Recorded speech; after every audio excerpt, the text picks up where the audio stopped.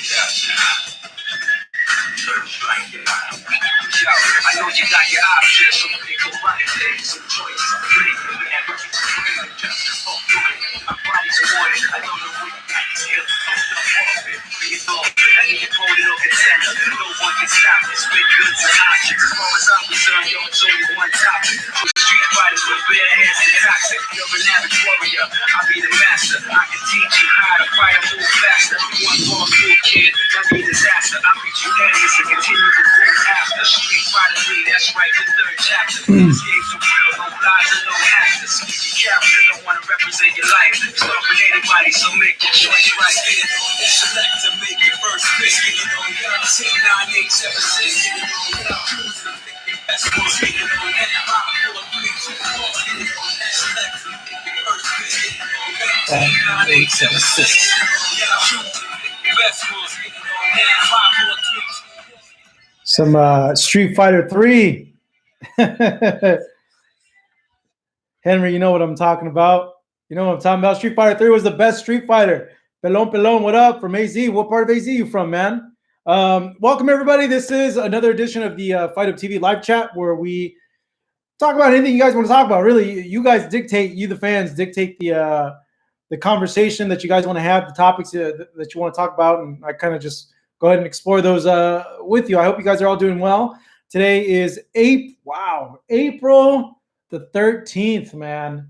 It's been a month and a half since everything's gone crazy with the self-quarantine. I'm doing well, shaved a little bit, hair's getting super long, not digging it, but I don't know how to cut my hair at all. Another edition of our live chat. I'm doing well, guys.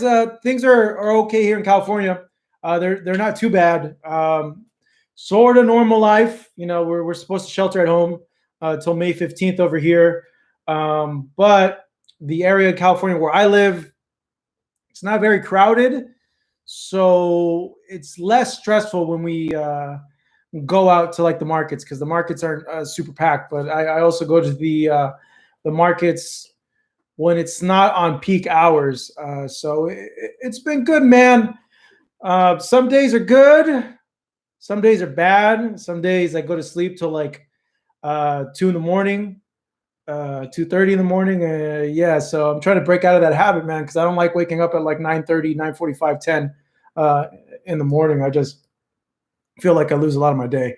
RP, what up? Do you still work for PBC? Yes, I do. Yes, I do. I still work for PBC, for Fox, because I'm employed by Fox. I'm not employed by PBC.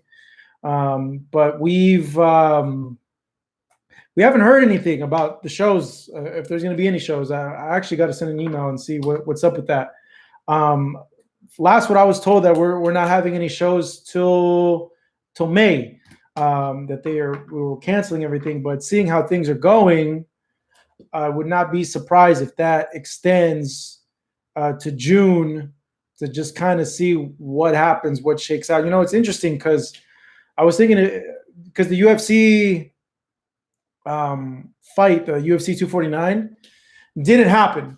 And I was thinking, if it did happen and it was successful and they got a lot of pay-per-view buys, I was thinking that might embolden a lot of promoters, a lot of TV execs to start putting on shows. But now that it was canceled, we'll see what happens, even though Dana's talking about having a fight island or something like that. So that seems so strange to me, guys. Fight island. How? First off, like what how much is the island, even though like Dana has like a cool like $4 billion that he's sitting on, and the money to purchase the island comes from the company Endeavor, I believe, that has a ton of money. Yo, Yeet, what up? What up? To go to buy an island and then build infrastructure, you know, build the facilities to be able to do production and then fly everybody. Oh man, that's a huge undertaking. So I'm interested to see how he pulls it off. But if there's anyone to pull it off, it's going to be Dana.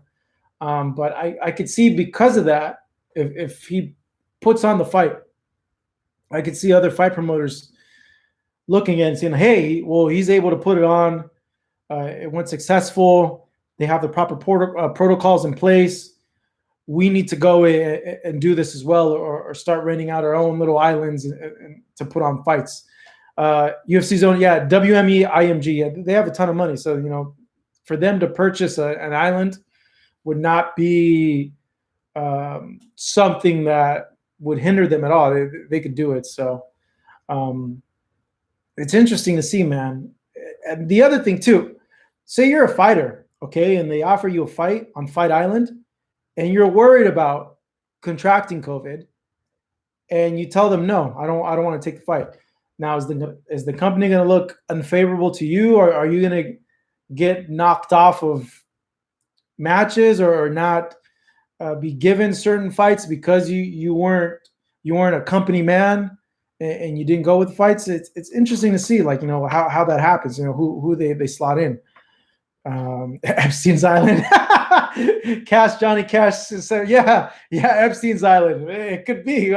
Did they ever reveal the island that he had? I don't even think they ever revealed that island. It's Fantasy Island, isn't it? What's up, you guys? For you all joining us, this is our live chat. Go ahead and follow along, send in questions. You guys pick the topics that we talk about. Follow us on Instagram at FightHubTV if you haven't done so already. At Hey, it's Marcos V for me personally, myself. Let's see here. Henry, do you watch a lot of classic boxing on DAZN or ESPN Plus, Marcos? Right now, I haven't been watching any boxing. I haven't watched not one single boxing match during this whole time. You know, I've been playing a lot of video games, to be honest. Been catching up on my video games. Been playing Assassin's Creed. I'm playing Assassin's Creed Syndicate right now, which is a great game. Unity sucked. I bought all the Assassin's Creed to catch up to them. So I just been playing a lot of games. Been watching a lot of Spider-Man from the 90s. You guys remember 90s Spider-Man? That show's legit, guys. Super underrated. First off, had a bunch of characters from other Marvel universes in the series. Good character development. Story arcs that lasted multiple episodes. I've been seeing it on Disney Plus.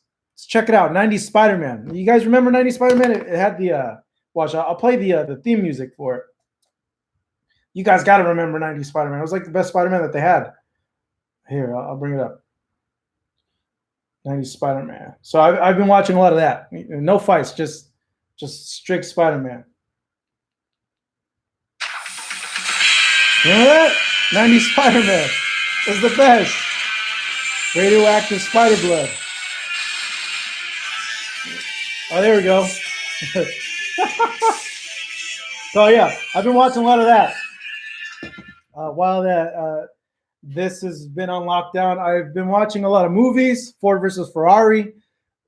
Excellent movie, man. I love that movie. Ford versus Ferrari was great. Watching a lot of shows too. I haven't watched Tiger King yet. I'm about to watch it. I'm trying to catch up on Narcos. Started watching it last night. So yeah, no boxing, man. No boxing. I had to detox a little bit from boxing, to be honest. But it's been a good detox for me. And of course, doing interviews. Gilligan's Island? It could be Gilligan's Island. All right, let's see here, guys. RP, what are the plans for the future of the channel if the lockdown goes on for months? Oh, man. I hope this lockdown doesn't go on for months, guys. This sucks, dude. Not being able to see friends, not being able to see family members, not being able to go out and do normal stuff. Just even going out to the supermarket is stressful, man. Really, really hope that it's not something that we're locked down to like the end of the year.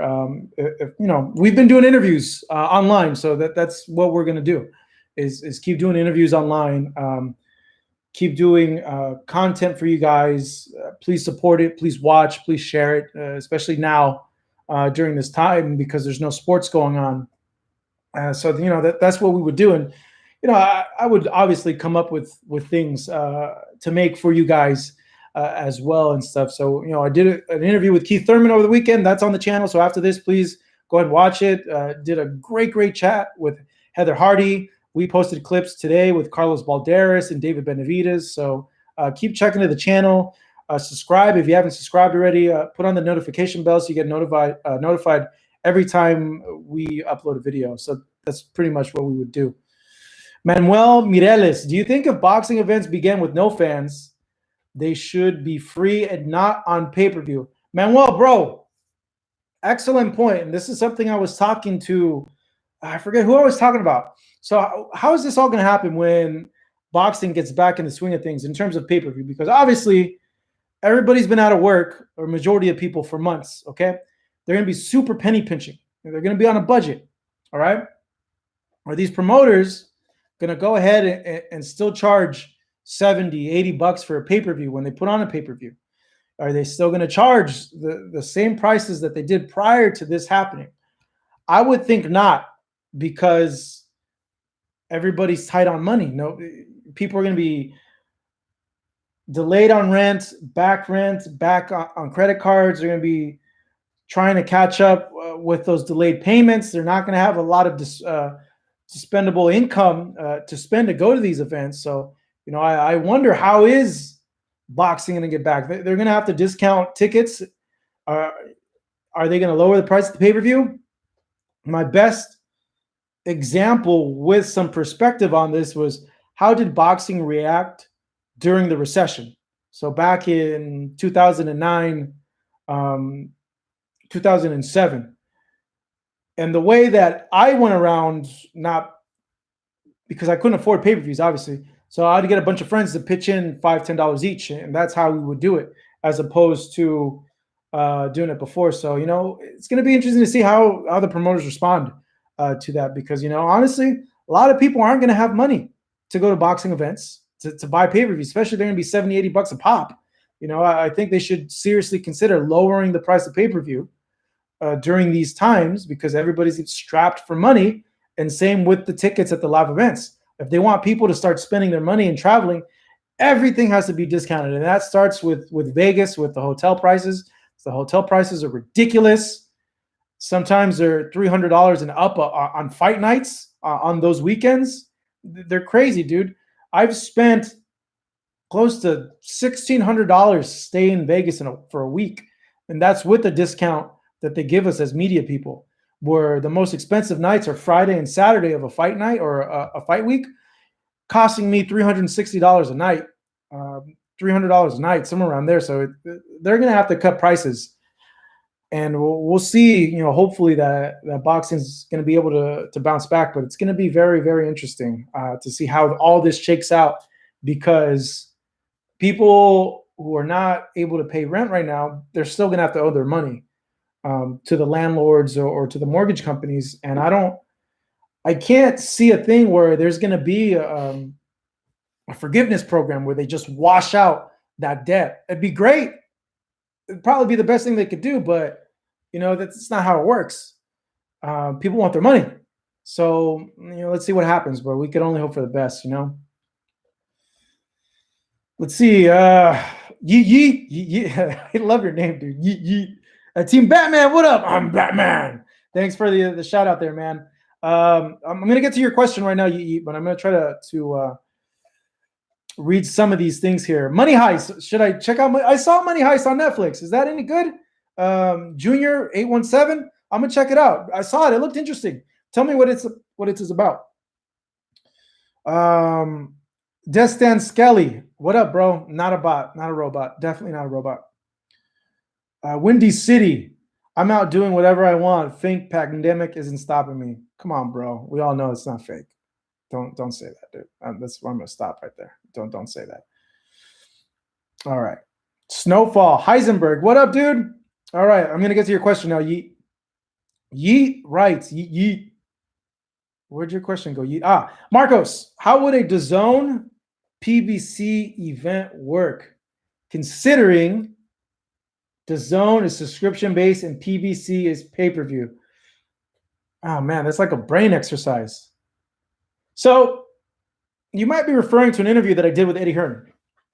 where he said, in order for a Joshua versus Fury fight to work, maybe DAZN would have to do a one night only pay-per-view, even though I've read something where a way around that is Tyson Fury buying himself out of his contract with Top Rank so he could go and do the fight with Anthony Joshua.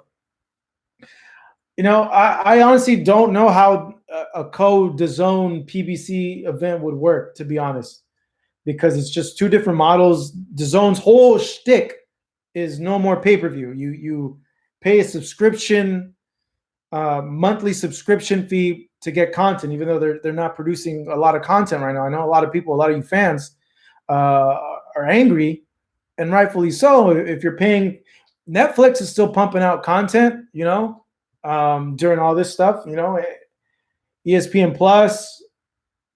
So you guys all have reason. If they were to do a co-op pay-per-view with Fox, I think it would be maybe something that UFC Fight Pass did with the McGregor-Mayweather fight. UFC Fight Pass is a subscription-based service as well, but they still put on the pay-per-view. They charge people the pay-per-view, but I think it was discounted compared to the regular Showtime pay-per-view. I think that was their way around it, is they discounted the price compared to regular the terrestrial broadcasters that were the satellite providers that were showing the pay-per-view. So I would say that that's the only way you could go around it, is if DAZN were to say, hey, you know what? We know you're a loyal subscriber. Here's an exclusive discount code for the pay-per-view. And this pay-per-view is normally $100, but because you're a loyal DAZN subscriber, we're going to give it to you for an extra $10. Something like that. I could see them making it work that way, but I don't know, it might piss people off and be like, dude, I subscribe to you guys for the purpose of not having to purchase pay-per-views anymore, and now you're telling me I have to pay more to purchase a pay-per-view? So it can go both ways, but I don't know. If you guys, what do you guys think? How would they be able to do a co-op business type deal where they put on a fight between Fox and DAZN? Let me know, guys. That's really that's crazy, you know. Let's see here, Patrick. The question is, will ESPN Plus and DAZN give us credit for 2 months of showing boxing? That's true, man. That's true. It's tough, man. I think, you know, if you pay a subscription fee, you have every right to complain that they're not providing anything to you guys as a subscription service. So if I don't blame fans complaining about canceling their DAZN or ESPN Plus. Money's tight right now.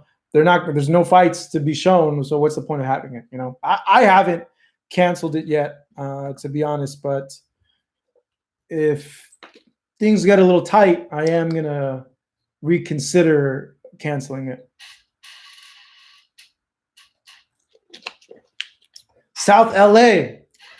Well, you know what? Before I get to use South LA, I was gonna do a little thing here because I was kind of brainstorming what I wanted to talk to you guys about. So I want to have you guys list down who you feel is the top guys in lightweight at 135. Rank them from number 1 to number 5. I'm curious to see how you guys rank everybody at lightweight, and then we'll go ahead and discuss. One Boxing King. Let's see.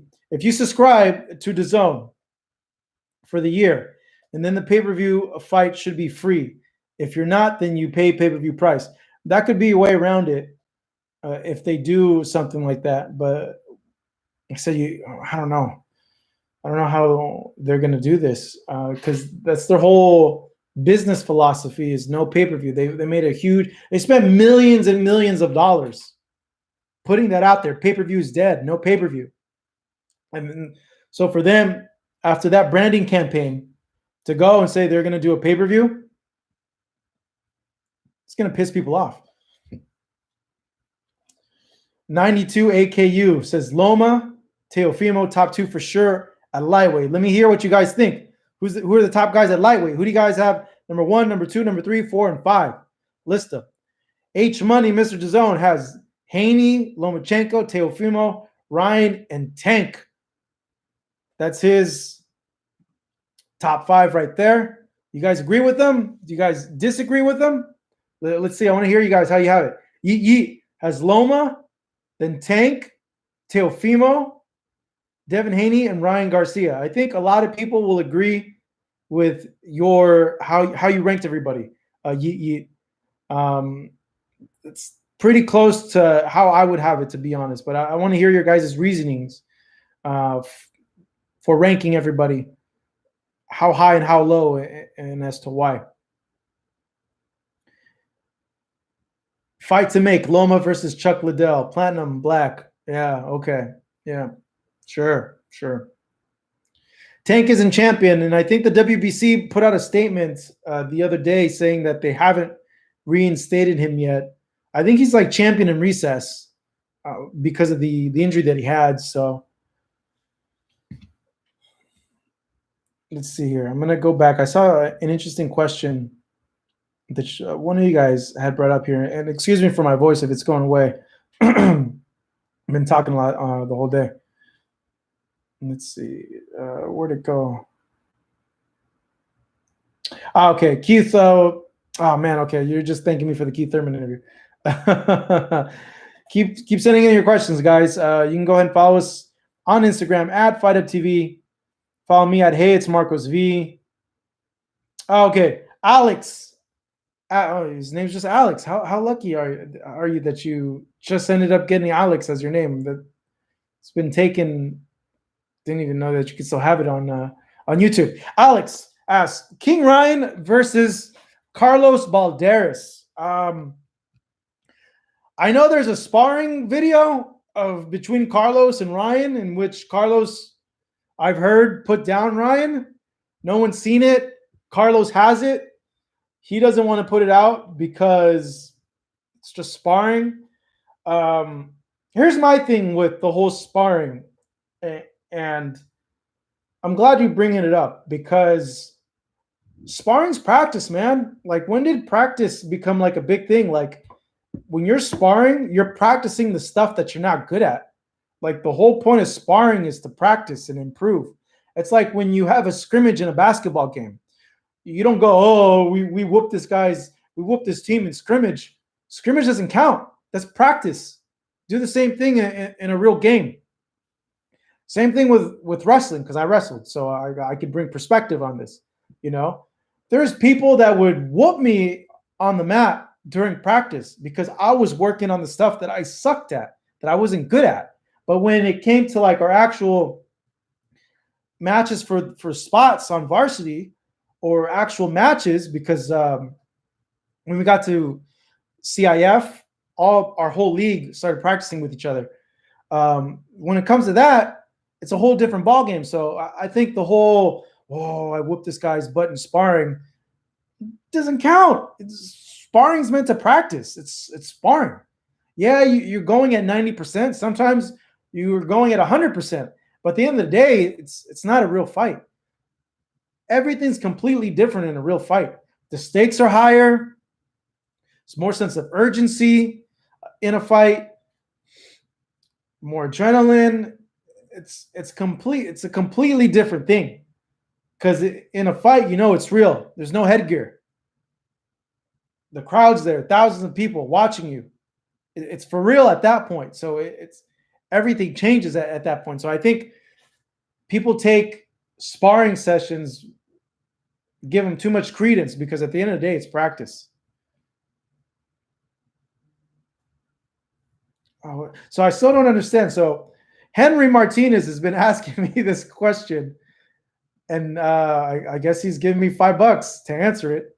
Is that how it works, David? You tip and I answer questions? All right. Henry Martinez, I appreciate you always participating in these live chats, bro. Thank you so much.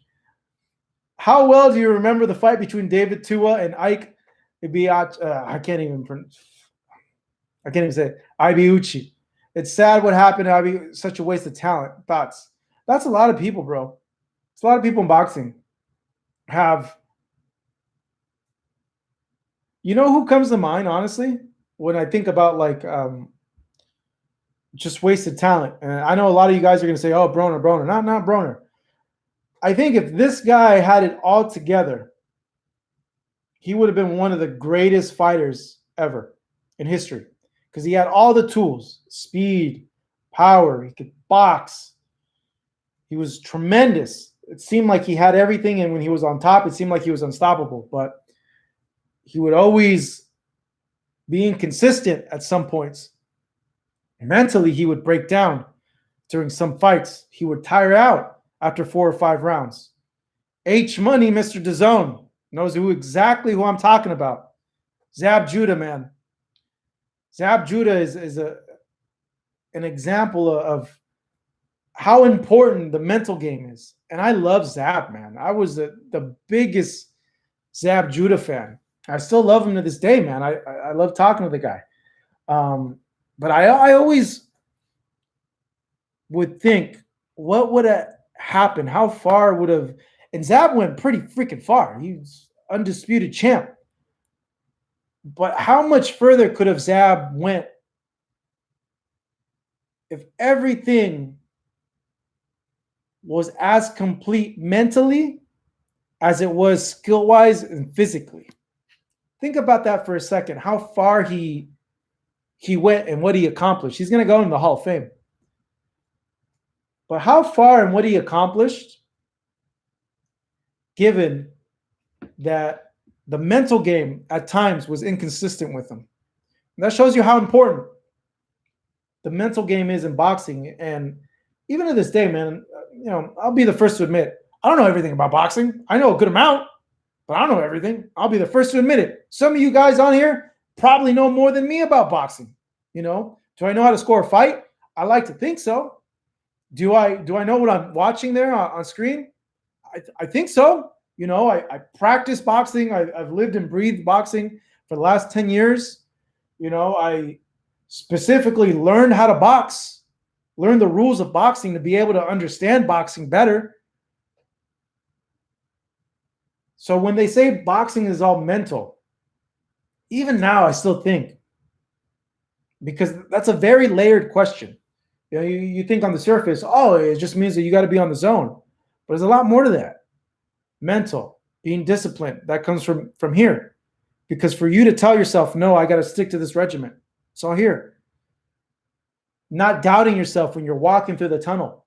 It's a million questions that you have about yourself when you're walking through the tunnel. When I wrestled, same thoughts would go in my mind sometimes. Did I practice enough? What am I going to do if this guy gets into me? I'm looking at the guy. I'm like, geez, this guy's big now. Like, what the heck? He didn't look like this at the weigh-in. Why does he look 15 pounds bigger? Because he's 15 pounds bigger. All these thoughts get in your mind when you're about to have a match, when you're about to walk through sometimes, you know. You got to get in the clear. You got to get in the zone and then ignore everything. And it's a weird thing. You got to condition your mind to go ahead and do that. Someone could say something to you in the locker room on the way walking towards that. It's going to mess with your mind. So there's so much to this game that's mental, man. It's amazing. There's so many layers to it. Boxing physique. I like you too, man. I like you very much. I like you. Yeah, I agree with you, Marcos. Complacency is such a big factor in boxing. Larry Merchant once said about Mayweather, only complacency can endanger. That's the other thing, man. When you get comfortable, that's the worst thing. It's happened to me. I've gotten comfortable. There's times where I don't want to do anything. I feel lazy, but I think, and you know what, you guys, right now is the perfect example of that.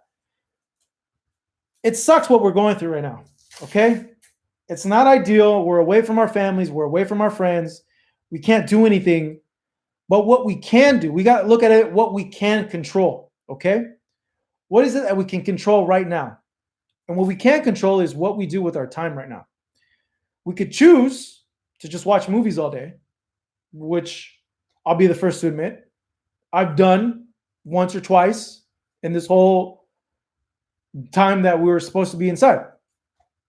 But what we can choose right now and that I've been telling myself just about every day with this, so I don't fall into this weird state of like depression and like having no hope, is you tell yourself, I'm going to come out of this better.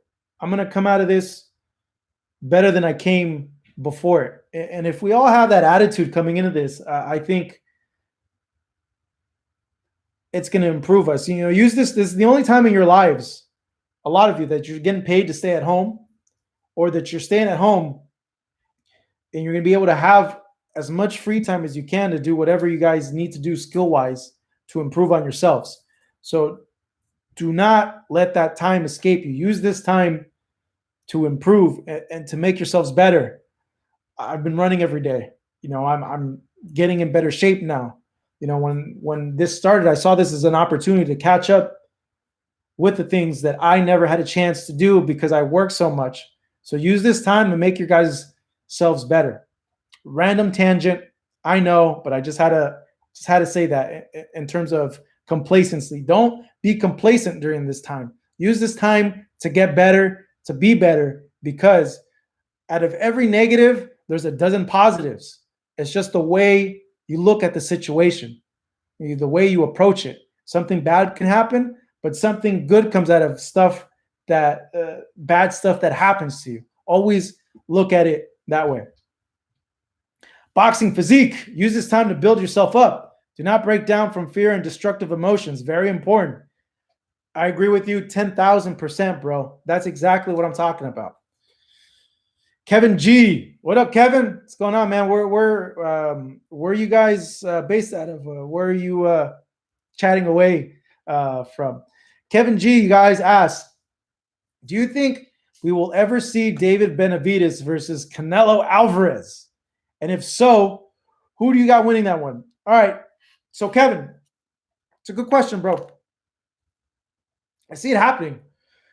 Thing is, in terms of who wins that fight, depends on when either David or Canelo end up fighting each other. So if it's something where the fight happens at the end of Canelo's career, obviously, I always say this about fighters. They have bell curves, okay? Prime right here, and then the end of their career. All fighters have intersecting bell curves, okay? So if the fight happens, damn, dude, my hair's all fucking all over the place.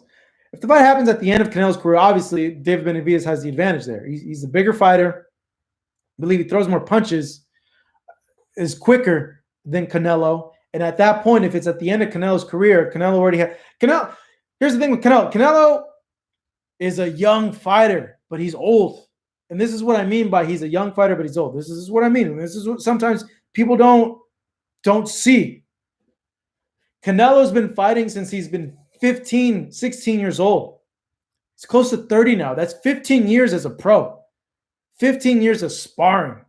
15 years of road work. 15 years of training camps. That dude is a veteran, but he has a lot of miles on him, man. So enjoy Canelo while you have him, because he showed that he's special.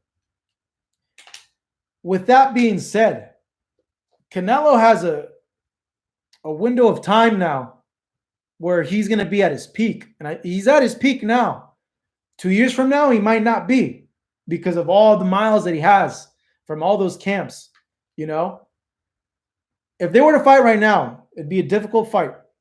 But you would give the advantage to Canelo Alvarez, even though David would be a very, very live underdog in that fight. But you got to think Canelo's more experienced. On paper, more power, more explosive. But I don't think he hasn't fought in. No, that's not true. Golovkin was a pressure fighter, and he was able to neutralize that. It'd be an interesting fight, but it all depends on when they fight. If they were to fight right now, I think rightfully so, Canelo would be the favorite. But damn, David is a hell of an underdog in that fight. He's a hell of a live dog, because I could see him giving him problems with the activity. And if he pushes forward and he cuts the ring off and he throws, but if he throws, he makes himself open to counter shots. And Canelo has done a tremendous job as a defensive fighter right now. Luis Navarro thinks that Canelo stops David within 10 rounds right now. They're on complete different levels. Like I said, a lot of people would have Canelo as the favorite. But obviously, as more time goes on, Canelo gets older. David's not even in his prime yet. David gets more into his prime. It favors David. It's the bell curves. Every fighter has a bell curve. Prime, not so much, you know. Henry, damn, Henry's Mr. Moneybags right here, bro. Look at this. Sending out, I don't even know how this works, how he's getting these colors on this chat. Do you think Canelo would beat Floyd in a rematch? Henry, I'm going to make you moderator in these chats, Henry, because you're asking away, and I love it. Thank you so much. Henry, I'm going to have you guys comment on that. Do you guys think Canelo would beat Floyd in a rematch? I'm going to give it about a minute for you guys to go and put your responses. We're going to go ahead and chat with this. It's a topic, obviously, that a lot of people bring up because Canelo has improved so much, man. So much since that Floyd fight. It's been a long time. I think the Floyd fight happened in 2013. The weigh-in, I remember, was, man, that weigh-in for Floyd and Canelo was crazy. They filled out the MGM. It felt like you were at a fight, to be honest. It's still like vividly in my head. The press conference when they announced it, all of LA Live was packed. It was just a crazy promotion, and it did really, really well. But Canelo learned from that fight. All right, you guys are starting to put in your answers. Let's see here. I'm seeing a lot of no's. I see Kevin G says yes. H Money says Floyd. Boxing Dialogue, it's a pointless discussion because there's no weight that they could fight at. But yo, Boxing Dialogue, you don't know, dude. Floyd hasn't really been training. Couldn't, in that tension fight, if you want to call it a fight, because it wasn't really a fight, that tension fight, he looked a little soft there. He looked like he could have been maybe 156, 157. So maybe because he's been inactive, he can't make welterweight anymore. The guy had been fighting for a while. You never know. But that is a good point. What weight would they fight at? You would think, okay, they fight at middleweight. If they were to rematch today, right now, I think Floyd would still win, to be honest. Floyd was just, even though Canelo's improved so much, the basic stuff that troubled Canelo in the first fight still troubles him to a point now. In that first fight, Floyd was just too good. His movement befuddled Canelo. The jab befuddled Canelo. So you look at the fights that Canelo's had trouble with lately, or really close fights. Why has he had close fights with those? What have those opponents thrown at him that have given him trouble? Okay, let's take a roll back now. Here's Landy Lara. What gave Canelo trouble in that fight? Lara was defensive, had a good jab, and he moved really well. Even though Canelo pressed forward and had success, it was a close fight, split decision. Half of boxing fans felt that Lara won the fight, half didn't. But I'm just telling you, that gave him trouble. The Golovkin fight. What gave Canelo trouble in those Golovkin fights? Golovkin's jab. And then Golovkin's really, really good. Carry that now into a rematch with Floyd Mayweather. You got to think that jab is still going to be great. Okay, maybe Floyd's not as fast as he was before, but he's still pretty damn fast. He's still going to be pretty damn fast. You see his dad? His dad's like 65 years old. Guy's as fast as like some 20-year-old boxers. That speed's not going to go away. That's God-given speed. The dude's a freak of nature. It runs in his genetics. He's still going to be quick. So he still has a jab. He's still going to be pretty damn quick.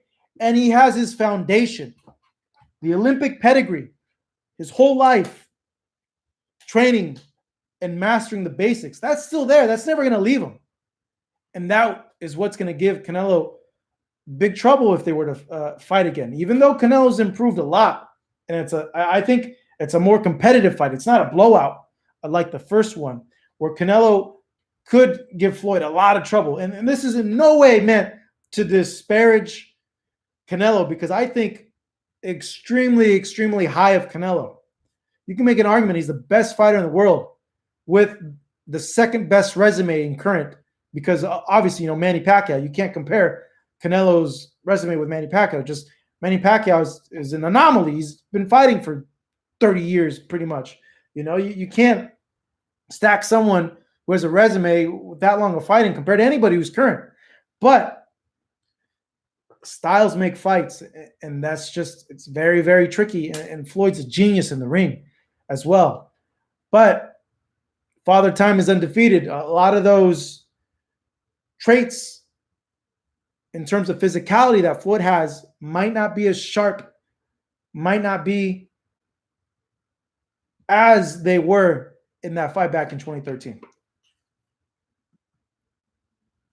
Team Batman, 42 against a 29-year-old monster, Canelo.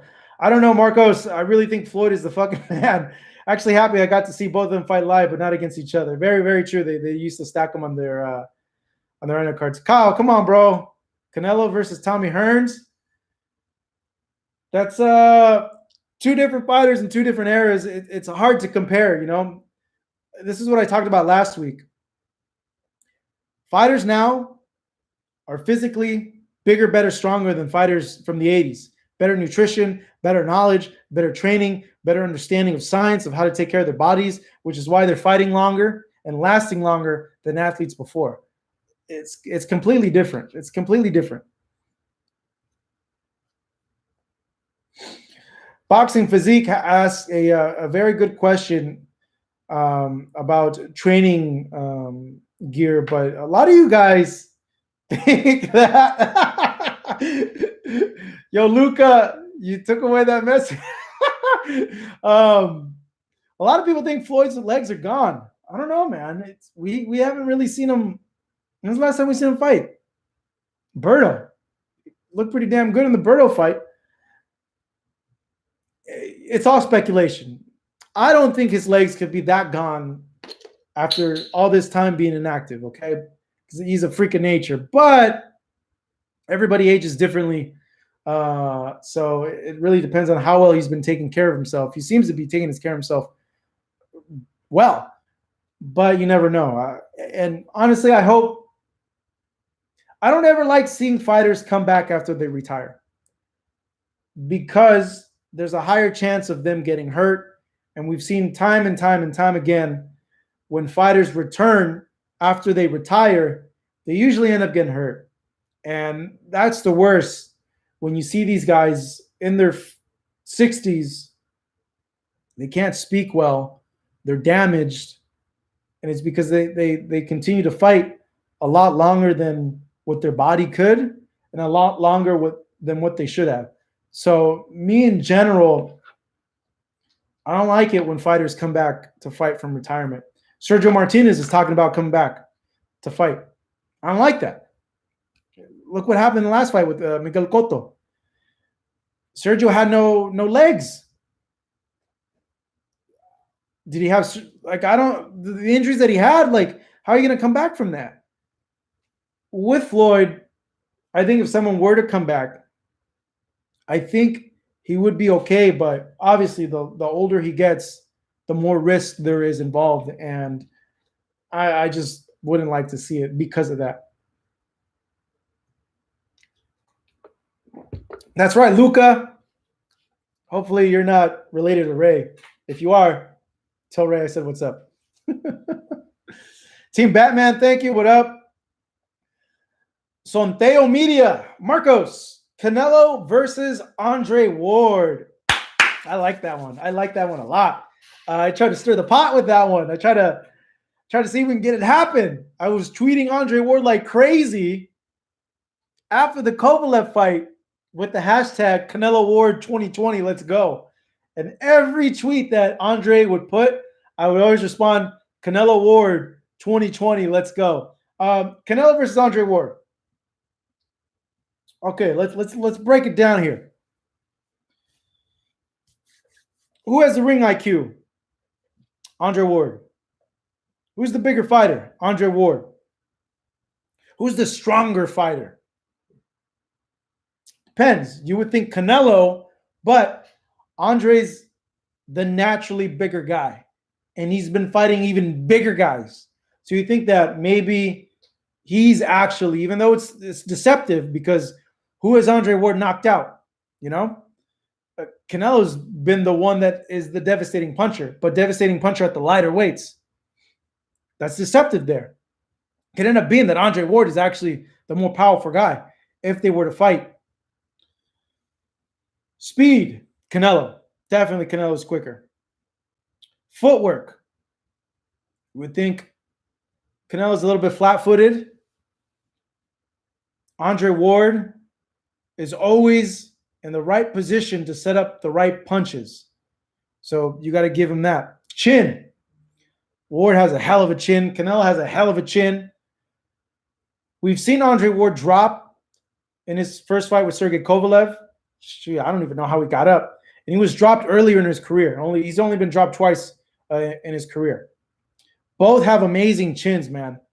But I've never seen Canelo down, and I've only seen him hurt one time in a fight when he was really, really young. He was like 19 against Cotto's brother. It's the only time. So I got to give the chin, even though it's minute, got to give the chin to Canelo. What other factors are there? You know, what's the X factor? The X factor is going to be the fighter that's going to be able to adapt in that fight, time and time again. And I covered Andre Ward a majority of his career. It was a beauty to watch, man. All you young fighters, by chance, that see this, study Andre Ward, because Andre did everything well. Now, remember one of the chats that I had with Andre, he told me, because I asked him, I'm like, oh, Andre, what makes you so much better than everybody? Like, have you ever really thought about it? And I think it was when he was preparing for either the first Kovalev fight or his fight with Barrera, but I think it was the first Kovalev fight, and I flew up to Oakland to go see him. And yeah, I asked him, like, why do you think you're so much better than everybody, Andre?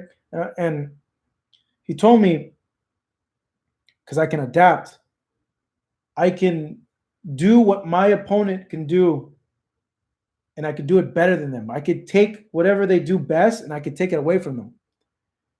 That's a very interesting thing when you, as an athlete or a fighter, you go in as a fighter that has a label of being defensive, being boring, methodical, and you're able to take away the one thing that gives your other opponent their chance to win. And then you do it better than them. It's like you're a sorcerer in there. You know, you're taking away, you put on a spell and you take away their magic power. So that would be the X factor in that fight. I would favor Andre Ward in a fight with Canelo Alvarez, bar none. I think it would be tough for Canelo because Andre could lull you with his rhythm, take away your best weapons, and then end up outdoing you at your own game.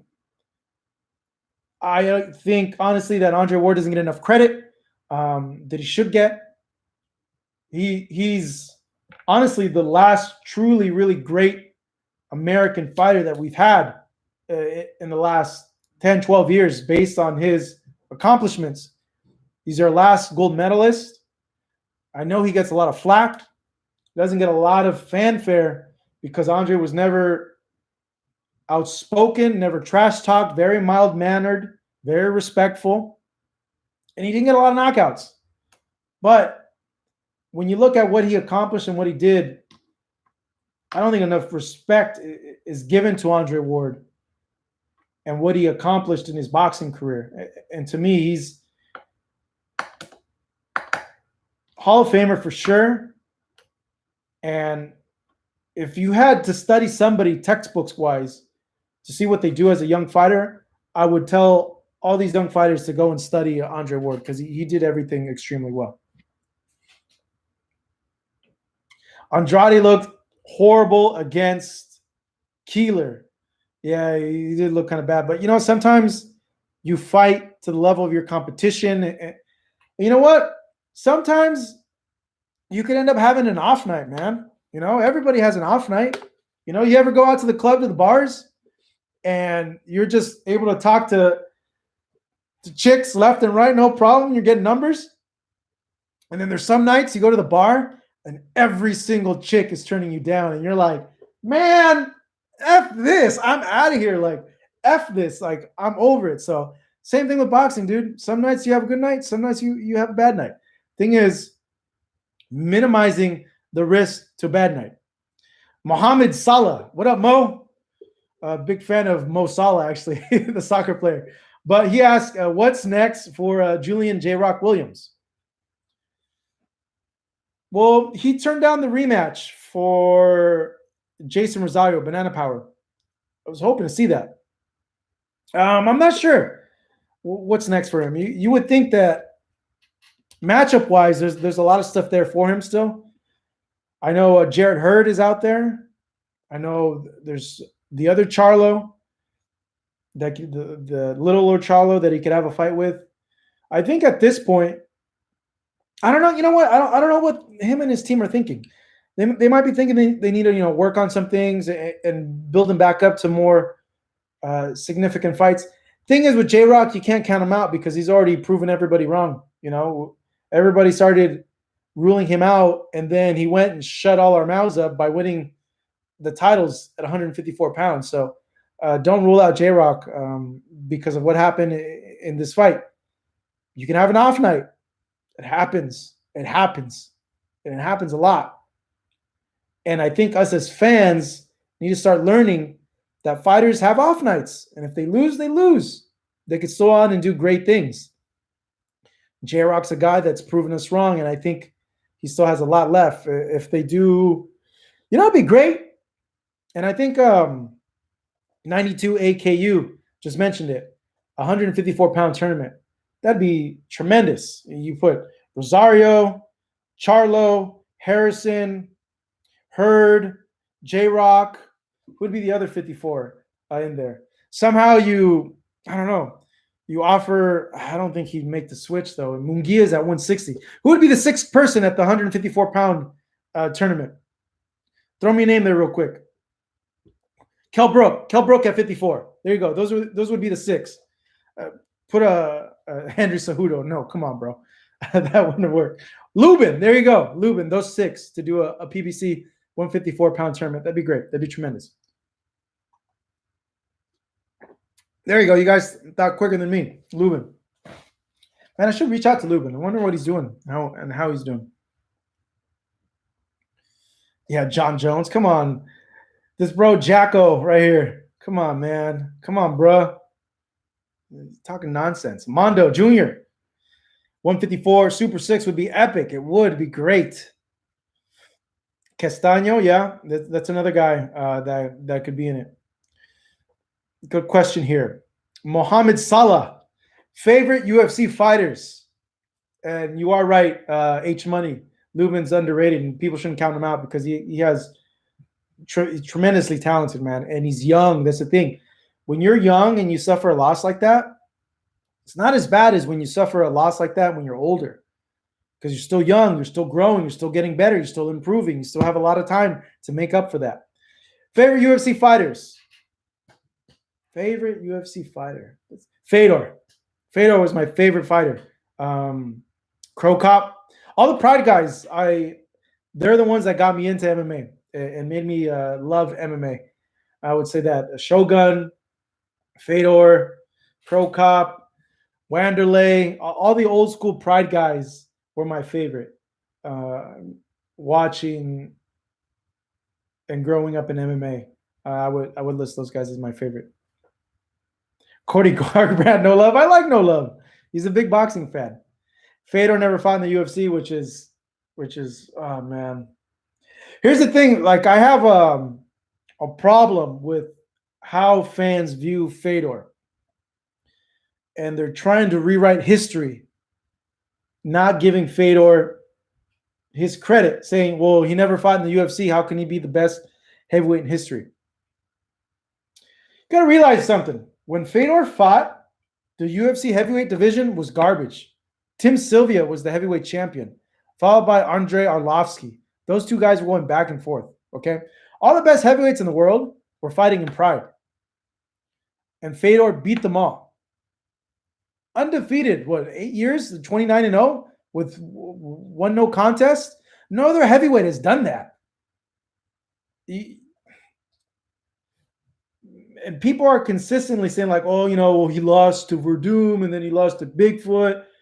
Yeah, because he's older now, but the stuff that he did during Pride when he went on that run, no other heavyweight has ever done that to this day. And just because he didn't fight in the UFC doesn't mean that he shouldn't be labeled as such. Records speak for themselves. No other heavyweight has had an undefeated streak as much as he did. But Fedor fought bums.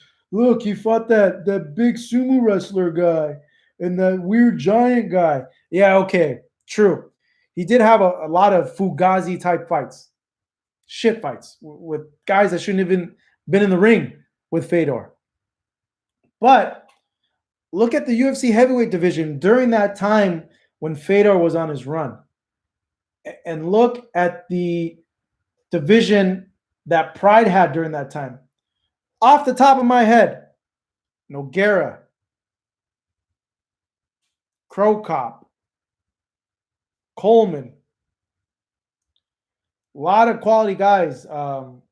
Jesus, the guy that slammed him. Goodrich, was it Goodrich that slammed him or Randleman? So just for you guys to think. Boo Boo got dropped by Vans. Oh, by Vanis, not Vans. Yeah, Fedor wasn't defeated in Pride, and people try to rewrite history and say, nah, he wasn't the greatest heavyweight. No way. I love K1, by the way. K1 is actually what made me an MMA fan, because I saw a K1 video. First K1 video I ever saw. The funniest fucking thing. I was in college, all right? Cal State Fullerton. It's like 19, all right? And I don't know how I came across this. I think it was on YouTube. And I see this big, jacked giant dude, just juiced to the gills. He's fighting little Cro Cop. And I'm like, dude, this guy's going to smash Cro Cop. Look how big this dude is. Dude was Bob Sapp. Bob Sapp had some good quality wins in K1, actually. And I thought Bob Sapp was going to completely just eat Cro Cop alive. And then Cro Cop knocks him out. And I'm like, oh my God, how is this possible? How is this little guy knocking out this big, huge giant? There's no way. Like, this guy's a beast. He's a badass. And it ended up being Cro Cop was a badass, was a beast during those times. But Cro Cop was the guy that got me into K1, kickboxing, and MMA. Seeing his fights against Bob Sapp, his fights in Pride, when he fought Barnett, and he fought all these other, when he fought Fedor, and fought all these other guys, Cro Cop's the one that really turned me into like a hardcore fan. Man, I miss Cro Cop. I love watching Cro Cop. Yeah, Cro Cop did break his eye socket because he started doing this in the middle of the fight. Bob Sapp's hilarious. Dude, yeah, we did a video with Bob Sapp. A funny story. So my first video that got 1 million views was because of Bob Sapp. Story time, guys. This will be the story of this live chat. So I was at the body shop in Lakewood, California, and I'm there getting footage with Tony McKee, and he tells me, "Hey, Bob Sapp's coming, right? Get your camera crew over here." And I'm like, "For reals, he's gonna come?" He's like, "Yeah, get your camera crew over here." So I get on the phone, and I used to work for MMA Worldwide, Tap Out Magazine at the time. And I called him like, dude, Tony McKee's telling me that Bob Sapp's going to come to the gym. You guys need to send a camera guy like right now because he said he's going to do an interview. He's going to train. We're going to get all this great footage. They send a guy over there right away. So we wait for Bob. About like 45 minutes late, he comes in. And the look that Tone gave to Bob Sapp, like, Bob Sapp, I think, had a fight scheduled. He was training for like an MMA fight. And Tone was like, man, this guy's not in shape. He's like, I'm going to work this motherfucker. Watch. So he puts Bob through the workout, starts warming up. You can tell Bob's like not into it. He doesn't want to work out. He's like, oh, God, and he's just going through the motions. And if you look up after this, if you guys look it up, type in Bob Sapp power kicks. It's one of the first videos that we uploaded here on Fight Hub. The first one that ever got me 1 million views. So he starts kicking the bag, and he's tired as shit after like a minute. And he's like, like breathing hard. And we stopped filming that, and Tone tells him to stop. And Bob's like, oh, thank God, we're done training. And Tone's like, hell no, you ain't done training. Tone puts him through a whole workout, and Bob is hating Tone this whole time. He's cursing. He's like, why the fuck did I come to the gym? What the fuck? This is fucking bullshit.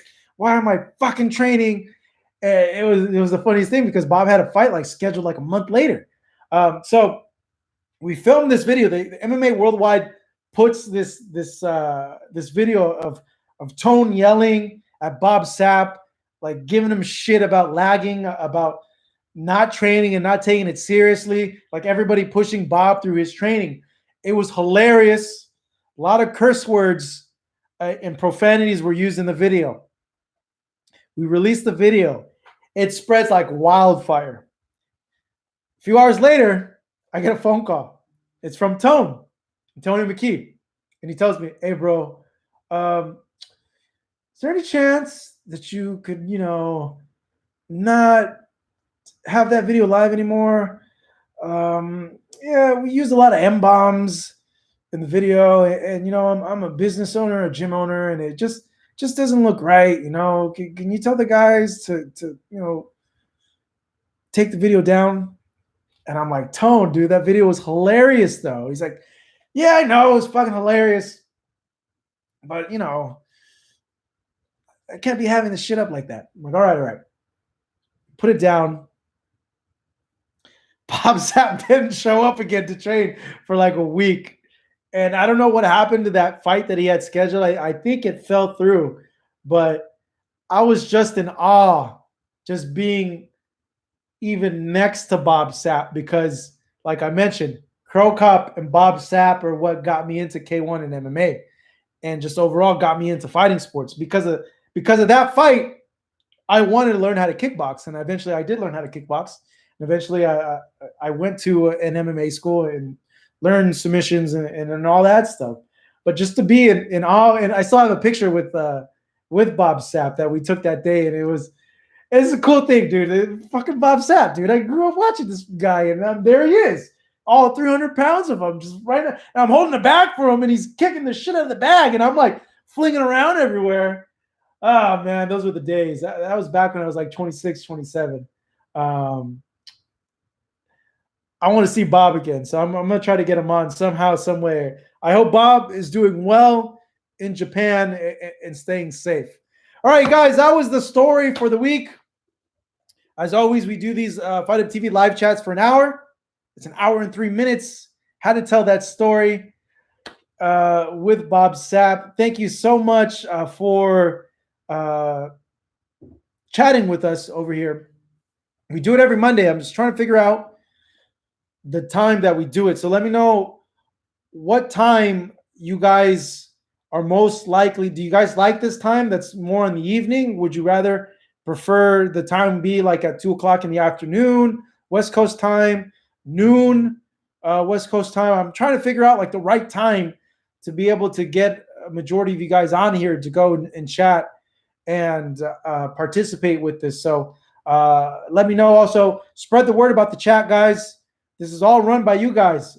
You guys ask the questions, I respond. It's interactive. So get all your homies, get all your pals, your friends that are into boxing, and tell them to come on the stream with us so they can go ahead and participate. Boxing Dialogue. Marcos, were you there when Wilder went off on Radio Raheem? I was right next to Raheem when that happened. So yeah, I was there. Can the next story be the Angel Garcia interview? I'm actually going to do a video on that, giving you guys a lot of back information and stuff that happened after that interview, because after that interview, I didn't talk to Angel for like 2.5, 3 years. And I was a little scared to talk to him because of that. But One Boxing King saying perfect time today. I started at 8. I was thinking maybe it was too late for people that were on the East Coast But 8 o'clock, then we might have to do it at 8 o'clock then. If you guys are down with 8 o'clock. Want to get more people on here on this live chat, guys. So spread the word as well. We do it every Monday. I'm going to do it again at 8. 8 o'clock might be the time that we do this, but I really need you guys to help spread the word about the live chat to all your other friends that are boxing fans as well. Make sure, please, to share this, to follow us online at Fight Up TV on Instagram. Follow me online at Hey It's Marcos V as well. Had a good time chatting, guys. We'll see you next week, okay? Next week, 8 o'clock. 2-hour chat. DJ 2020 wants a 2-hour chat. I don't know if my voice can handle it, but this is what we'll do.